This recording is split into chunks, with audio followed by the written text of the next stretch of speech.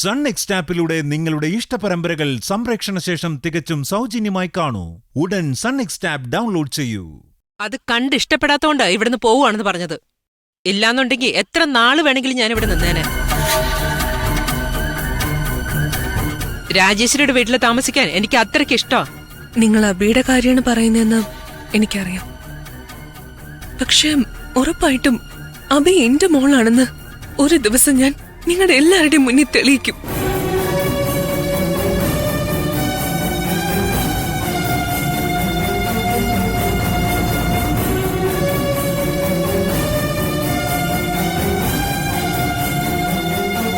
വിജയലക്ഷ്മി ഇരിക്കുന്നേ. അവൾ അങ്ങനെയൊക്കെ പറഞ്ഞെന്ന് കരുതി എന്തിനാ ഭക്ഷണം കഴിക്കുന്നതിനിടയ്ക്ക് എഴുന്നേറ്റത്? ഇവളിങ്ങനെ ഓരോ ഭ്രാന്ത് വിളിച്ചു പറയുന്നത് കേട്ടോണ്ടിരിക്കാൻ എനിക്ക് പറ്റില്ല രാജേശ്വരി. ഞാൻ എന്റെ വീട്ടിലേക്ക് പോവാ. ഇനി ഒരിക്കലും ഈ വീടിന്റെ പടി ഞാൻ ചവിട്ടില്ല. വിജയലക്ഷ്മി, അമ്മായി, അമ്മേ,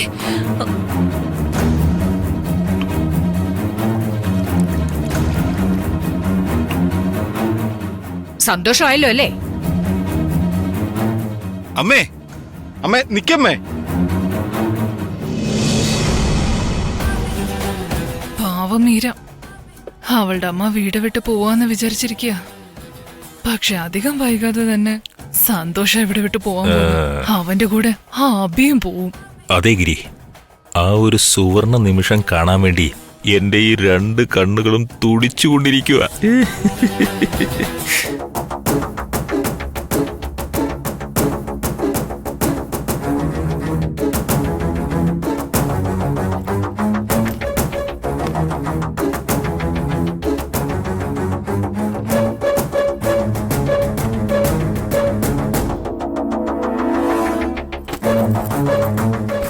വിജയലക്ഷ്മി, ഇങ്ങനെ തിരക്ക് കൂട്ടല്ലേ, അല്പം ക്ഷമിക്ക്. ഞാൻ പറയുന്ന ഒന്ന് കേൾക്ക്.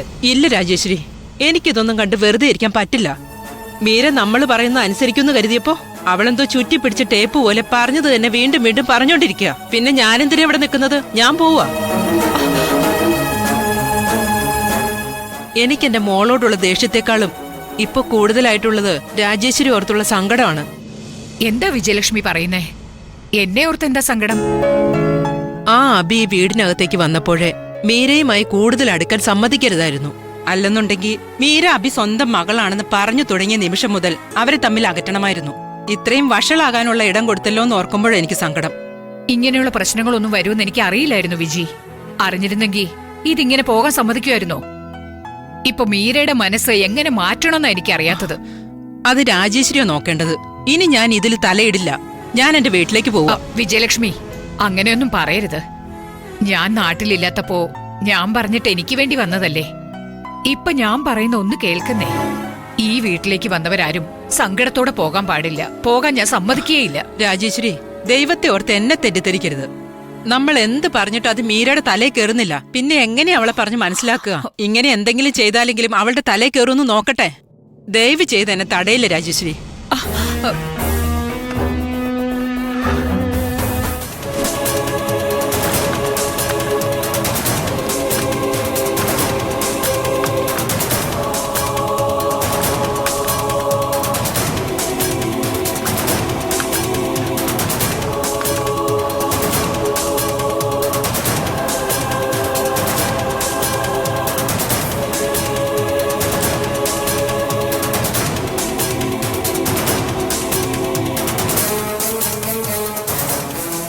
എന്താ വിജയ് അന്വേഷിക്കുന്നേ?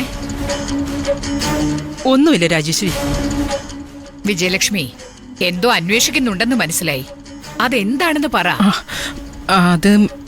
അത് പിന്നെ എന്തായാലും കാര്യം എന്താണെന്ന് മടിക്കാതെ പറയുന്നേ.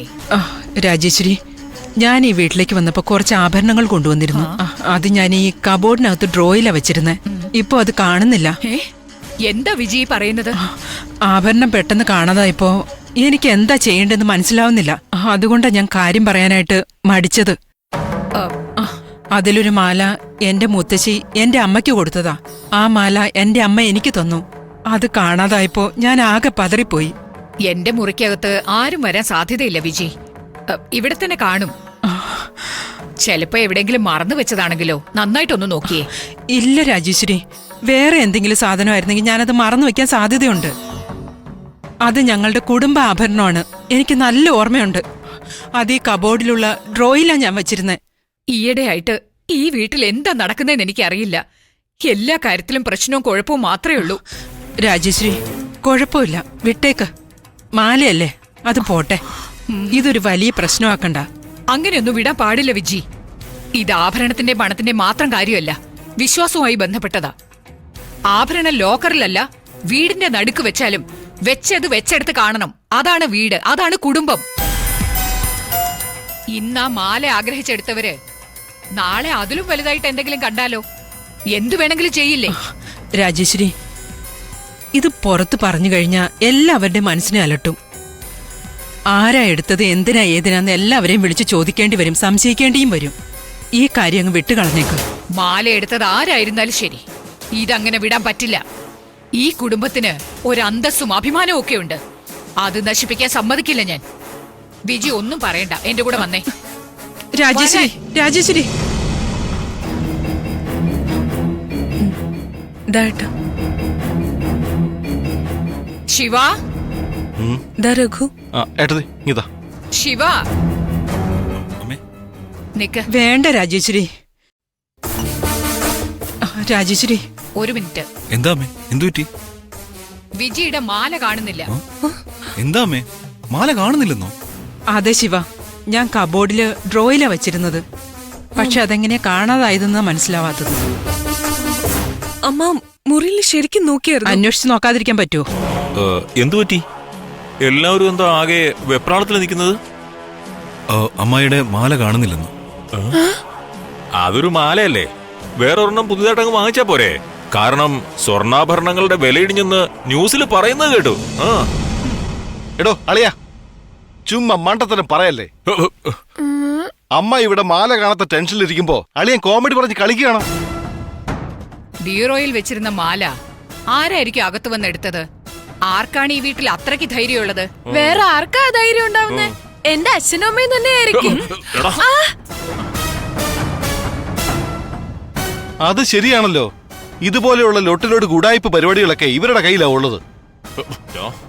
അളിയാ, രണ്ടാളും കൂടാണോ മാല അടിച്ചു മാറ്റിയത്? എടാ, പല്ലടിച്ച് കൊഴിക്കും ഞാൻ. ആ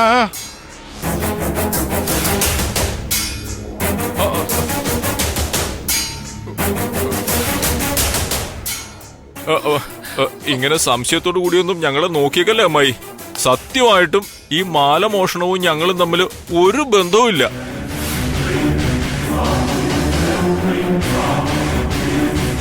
ഇതിനു മുമ്പ് ദേവിയുടെ ആഭരണങ്ങൾ മോഷ്ടിച്ചതിന് അമ്മായി തന്ന പണിഷ്മെന്റ് ഇപ്പോഴേ ഞങ്ങളുടെ തലയിൽ ആഴത്തിൽ പതിഞ്ഞിരിക്കുക. മോഷ്ടിച്ചു കഴിക്കുന്നത് തെറ്റാണെന്ന് ഞങ്ങൾക്ക് നല്ലതുപോലെ മനസ്സിലായി. എന്തിനേറെ പറയുന്ന അമ്മായി, ഓണത്തിന് ടിവിയിൽ വന്ന മീശമാധവൻ സിനിമ പോലും ഞങ്ങൾ കണ്ടില്ല. അത്രയും മര്യാദക്കാരായി മാറിയിരിക്കുക ഞങ്ങള്. അതെ അമ്മ.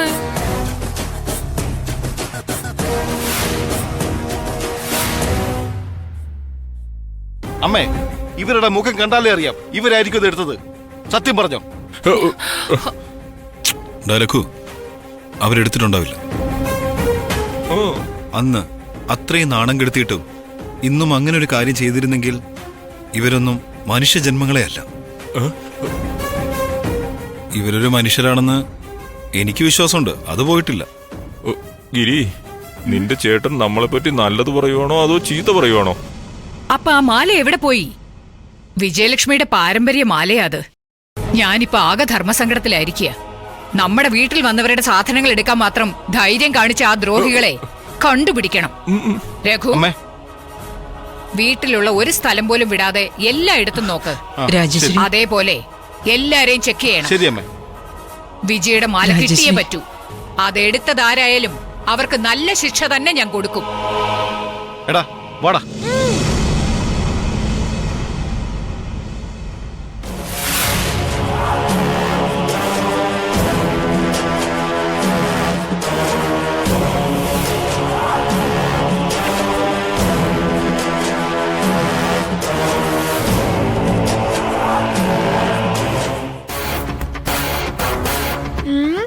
ഇവിടെ ഇല്ലല്ലോ. നീ അവിടെ പോയി നോക്ക്. ഇവിടെയും ഇല്ല, ഇതിന്റെ അടിയിലും ഇല്ല, ഏ? ഇവിടെ എവിടെയും ഇല്ലല്ലോ. ഇല്ലല്ലേ? ശരി, വാ അടുത്ത മുറി പോയി നോക്കാം. ആ.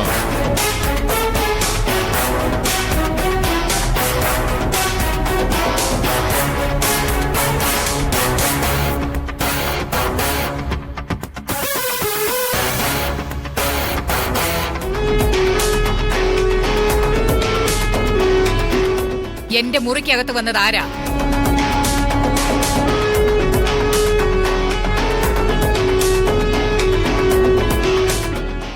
എന്റെ അടുത്ത ബന്ധുവിന്റെ മാലയാ കാണാതെ പോയത്. നിങ്ങൾ ആരെങ്കിലും ആണോ എടുത്തത്? മാഡം, ഒരുപാട് വർഷങ്ങളായി ഈ വീട്ടിലെ ഉപ്പും ചോറും തിന്ന് ജീവിക്കുന്നവരില്ലേ ഞങ്ങള്. ഈ വീട്ടിലെ ഒരംഗമായിട്ടേ മാഡം ഞങ്ങളെ ഇതുവരെ കണ്ടിട്ടുള്ളൂ.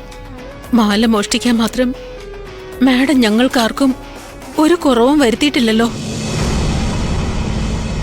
എടാ സുമോ, നീ അവിടെ പോയി നോക്ക്. ആ ശരി അമ്മാവാ. ഡാ ഇങ്ങോട്ട് വാ. ദാ ഇത് പൊക്ക് പൊക്ക്. ആ ഇതിലുണ്ടോ നോക്കാം. ഇല്ലടാ, ഇത് കാലിയാ. ഇതിനകത്തൊന്നുമില്ല, ഇവിടെ ഉണ്ടാവോ? ഡാ നീ അകത്ത് പോയി കൊടുക്കണ്ട. ഇങ്ങോട്ട് വാ, ഇറങ്ങി വാ. നീ വാ, ഇത് തള്ളി വെക്ക. അമ്മയുടെ അച്ഛന്റെ റൂമില് പോലും ഇല്ലെങ്കിൽ ശരി, ഒരു കാര്യം ചെയ്യാം, നമുക്ക് പുറത്ത് പോയി നോക്കാം. വാ വാടാ. 2 ദിവസമായിട്ട് നീയാണ് എന്റെ റൂം ക്ലീൻ ചെയ്തോണ്ടിരുന്നത്. നീ ആ മാല എവിടെയെങ്കിലും കണ്ടോ? മാഡം, ഞാൻ അങ്ങനെ ഒരു പെണ്ണല്ല മാഡം. എനിക്കെന്തെങ്കിലും വേണമെങ്കിൽ ഞാൻ ചോദിച്ചു വാങ്ങിക്കുമെന്നല്ലാതെ ഇങ്ങനെ മോഷ്ടിക്കുകയൊന്നും ഇല്ല മാഡം. നിന്നോട് ഞാൻ ചോദിക്കാൻ കാരണം നീ ഇതാ ഇവരുടെ അസിസ്റ്റന്റ് അല്ലേ, അതുകൊണ്ടാ.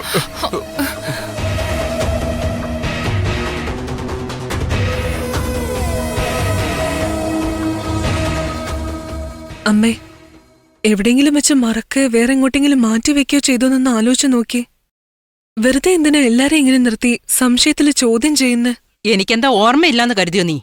എനിക്ക് നല്ല ഓർമ്മയുണ്ട്. രാജേശ്വരിയുടെ കബോർഡിനകത്താ ഞാൻ ആ മാല വെച്ചത്.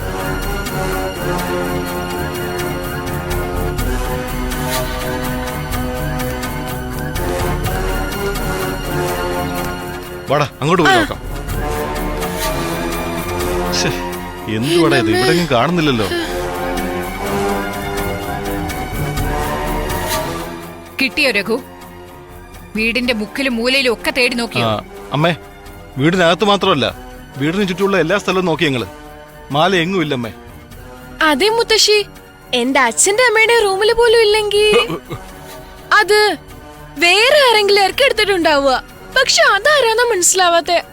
രഘു, ഔട്ട് ഹൗസിൽ ചെക്ക് ചെയ്തിരുന്നോ?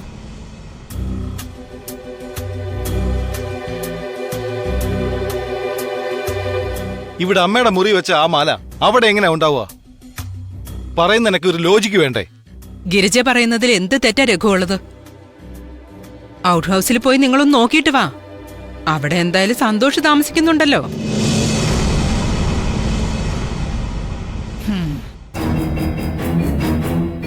അയ്യോ, അങ്ങനെയല്ല അമ്മായി. സന്തോഷ് അങ്ങനെ ഒരാളല്ല. അവിടെ പോയി ചെക്ക് ചെയ്താ അവർക്കൊരു വിഷമാവില്ലേ? അതുകൊണ്ട് വേണ്ടമ്മായി, വിട്ടേക്ക്.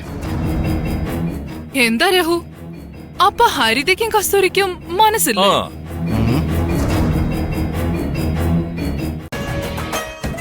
ഇവരെ മാത്രം നിർത്തി ചോദ്യം ചെയ്യുമ്പോ ഇവരുടെ മനസ്സിനെന്താ വിഷമം ഉണ്ടാവില്ല? പോടാ, പോയി ഔട്ട് ഹൗസിൽ ചെക്ക് ചെയ്തിട്ട് വാ. അതെ രഘു, പോ. അത് രഘുവളിയന് മടിയാണെന്ന് തോന്നുന്നു. വേണമെങ്കിൽ ഞാൻ പോയി ഔട്ട് ഹൗസ് നോക്കിട്ട് വരാം. ഞാനും വരാം, വാ. ഞാനും വരാം, വാ. അതെ ചേച്ചി, കൊടുങ്കാറ്റ് അഴിച്ചു വിട്ടിട്ട് ആ കാറ്റുകൊണ്ട് ചേച്ചി സൂഹിക്കുകയാണല്ലേ. സന്തോഷത്തെ പറ്റി എങ്ങനെ ഇങ്ങനെയൊക്കെ ചിന്തിക്കാൻ കഴിയുന്നേ? എടാ രഘു, മതി. നിന്റെ ഫ്രണ്ട്ഷിപ്പ് ഒക്കെ തൽക്കാലം മാറ്റി വെച്ചിട്ട് ഔട്ട് ഹൗസിൽ പോയി നോക്ക്. കാശിന്റെ കാര്യത്തില് ഞാൻ എന്റെ സ്വന്തം മോളെ പോലും വിശ്വസിക്കില്ല. ആ സന്തോഷം എന്റെ ആരാ? അമ്മേ, വേണ്ടമ്മേ. വീട്ടിനകത്ത് തന്നെ ഒന്നുകൂടെ നോക്കാൻ നമുക്ക് ഉറപ്പായിട്ടും കിട്ടും.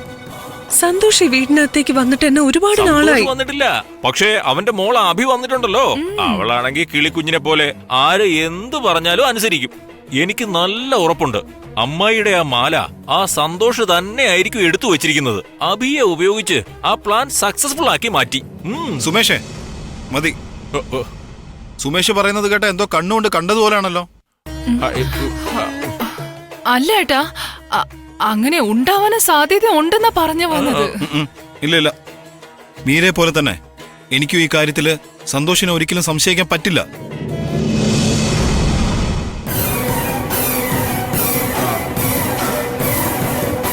ശിവ, അമ്മേ, എല്ലാരെയും പരിശോധിച്ചിട്ട് സന്തോഷിനെ മാത്രം വെറുതെ വിട്ടാ അത് തെറ്റാ. ഈ വീട്ടില് എല്ലാവരെയും ഒരേപോലെ വേണം കാണാൻ. വലിപ്പ ചെറുപ്പമൊന്നും നോക്കണ്ട. അതുകൊണ്ട് സന്തോഷിനെയും പരിശോധിച്ചേ പറ്റൂ.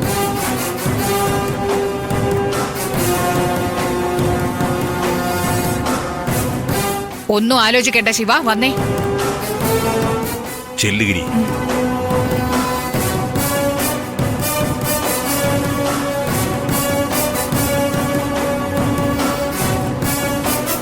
നടക്കും മീരെ.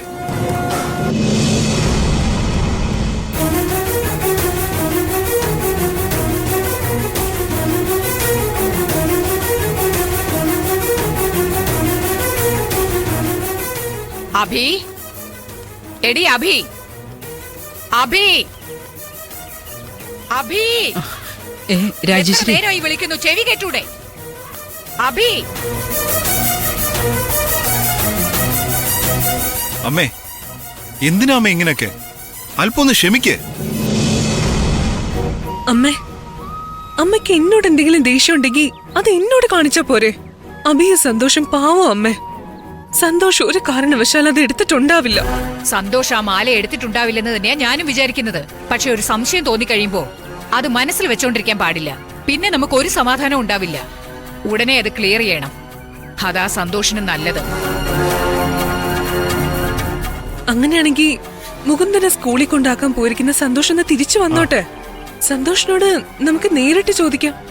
ഇപ്പൊ അഭി മാത്രമുള്ള സമയത്ത് ഇങ്ങനെ ചെയ്തു കഴിഞ്ഞാ എന്താ ഏതാന്നറിയാതെ അവള് കൊച്ചുകുട്ടിയല്ലേ, അവള് പേടിച്ചു പോവും. അതെ അമ്മേ, ഏട്ടത്തി പറഞ്ഞത് ശരിയാ. ഇപ്പൊ നമ്മൾ ഈ ചെയ്യുന്നത് ഒട്ടും ശരിയല്ലമ്മേ. സന്തോഷ് ബ്രോയും കൂടി ഒന്ന് വന്നോട്ടെ. എന്ത് ചെയ്യണമെന്ന് എനിക്കറിയാം. ആരും എന്നെ പഠിപ്പിക്കാൻ വരണ്ട. അഭി, എടി അഭി, ഞാൻ വിളിക്കുന്നത് നീ കേൾക്കുന്നുണ്ടോ ഇല്ലേ? അഭി, എടി അഭി, പുറത്തു വരാൻ. അമ്മേ വേണ്ടമ്മേ, വിട്ടുകളാ. രഘു, നീ വെറുതെ ആ സന്തോഷിനെ സപ്പോർട്ട് ചെയ്യാൻ നിൽക്കല്ലേ. മുകുന്ദനെ സ്കൂളിലാക്കാൻ പോയ സന്തോഷം ഇപ്പൊ ഇവിടെ എത്തേണ്ടതാ. പക്ഷെ ഇതുവരെ ആൾ ഇവിടെ എത്തിയിട്ടില്ലെങ്കിൽ ഇതിൽ നിന്ന് എന്താ മനസ്സിലാക്കേണ്ടത്? എന്താ മനസ്സിലാക്കണ്ടേ? സന്തോഷ് വീട്ടിലേക്ക് വരില്ലെന്നാ മനസ്സിലാക്കേണ്ടത്. മാലയുമായിട്ട് ആ കാറിൽ രക്ഷപ്പെട്ടെന്ന് വിചാരിക്കണം.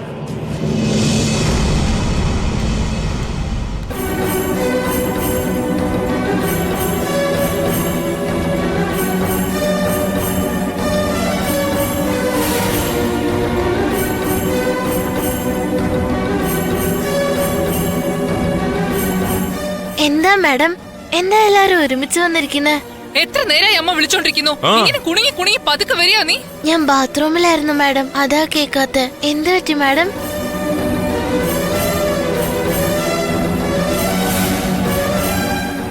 അഭി, നീ കുറച്ചു നേരം ഇവിടെ നിൽക്ക്.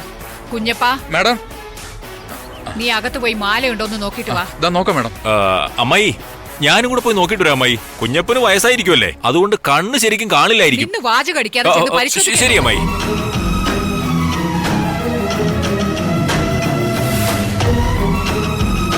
കാര്യം എന്താ മുത്തശ്ശി? അവരെന്ത് നോക്കാനാ പോയത്?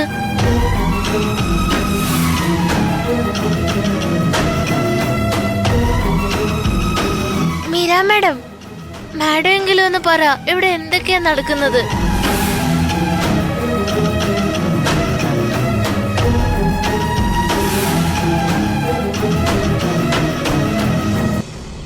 നിന്റെ അച്ഛനെ എത്ര വലിയ കള്ളനാണെന്നുള്ളത് ഇനി കുറച്ചു നേരത്തിനുള്ളിൽ അറിയും.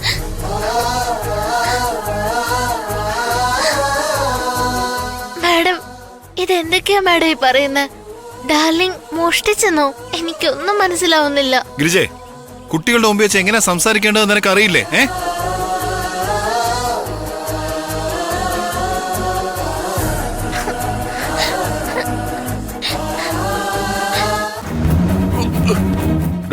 കുഞ്ഞപ്പാ സാറേ ദേ നോക്ക്, നന്നായിട്ട് പരിശോധിക്കണം. ഒരു സ്ഥലവും വിടാൻ പാടില്ല. മാല ഉറപ്പായും ഇവിടെ തന്നെ കാണും. അതെന്താ സാർ, സാറ് കൊണ്ടുവച്ച പോലെയാണല്ലോ പറയുന്നത്. ആ അതേടോ, ഞാനാ കൊണ്ടുവച്ചത്. അല്ല സാറാ വച്ചെന്നോ? സാറെന്താ ഈ പറയുന്നേ? അത് താനെന്താ എന്നെ സംശയിക്കുന്ന പോലെ ചോദ്യം ചോദിക്കുന്നത്? അയ്യോ സാർ, അങ്ങനെയൊന്നും അല്ല, ചുമ്മാ ചോദിച്ചെന്നേ ഉള്ളൂ. അത് തെറ്റാ. അങ്ങനൊന്നും ചോദിക്കാൻ പാടില്ല. അങ്ങനൊന്നും താൻ ചോദിക്കാനേ പാടില്ല. എന്തിനാ താൻ അങ്ങനെയൊക്കെ ചോദിക്കുന്നത്? അയ്യോ, എന്തിനാ സാർ സിനിമയിലെ വില്ലന്മാരെ പോലെ സംസാരിക്കുന്നേ? എടോ, ഞാൻ സിനിമയിലെ വില്ലൻ അല്ലടോ, സീരിയലിലെ വില്ലനാ. വളവളാന്ന് സംസാരിക്കുന്ന മാല ഉണ്ടോ നോക്ക്. ചെല്ല്. വഴക്കുറയല്ലേ സാർ, ഞാൻ നോക്കാം. ഇപ്പൊ നോക്കാം.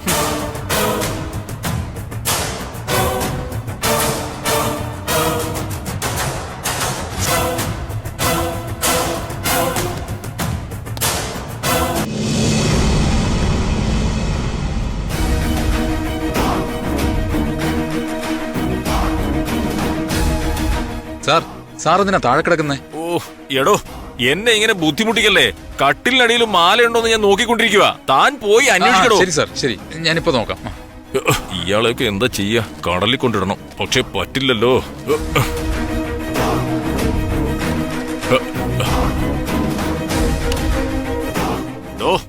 കുഞ്ഞപ്പാ സാർ, ഒരേ സ്ഥലത്ത് തന്നെ നോക്കാതെ താഴെ ആ ബാഗ് ഇരിക്കുന്നുണ്ടോ? ആ ബാഗിൽ വല്ലതും ഉണ്ടോ നോക്ക്. ആ ബാഗിൽ തന്നെ കാണും. ശരി സാർ, നോക്കാം സാർ.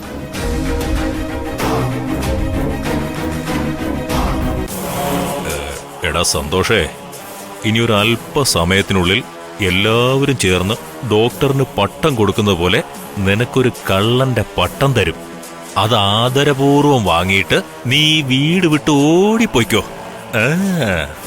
Sir, ഇതിലൊന്നുമില്ല sir.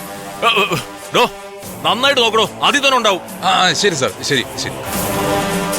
മാല എവിടെ ഉണ്ടോ? അമ്മായി, ഒരു 2 മിനിറ്റ് അമ്മായി. ഒന്ന് ശരിക്കും നോക്കണോ. സാർ, മാല ഇവിടെ ഉണ്ട് സാർ. എടുത്തിട്ട് വാ. ഞാൻ അപ്പോഴേ പറഞ്ഞതല്ലേടോ. ഇതാ സന്തോഷേ, എല്ലാവരും കൂടി ചേർന്ന് ഇന്ന് നിന്നെ പൊരിച്ചെടുക്കും. വാ.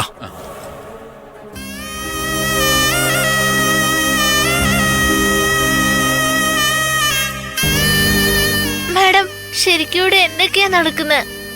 ഇല്ല, ഒന്നുമില്ല ബി. മോള് വെറുതെ പേടിക്കണ്ട. അവരെന്താ നോക്കാൻ പോയത് മാഡം? അമ്മായി, ദേ ഈ മാലയാണോ നോക്കി? അതെ, ഇത് തന്നെയാ. ഈ മാല തന്നെ രാജേശ്വരി.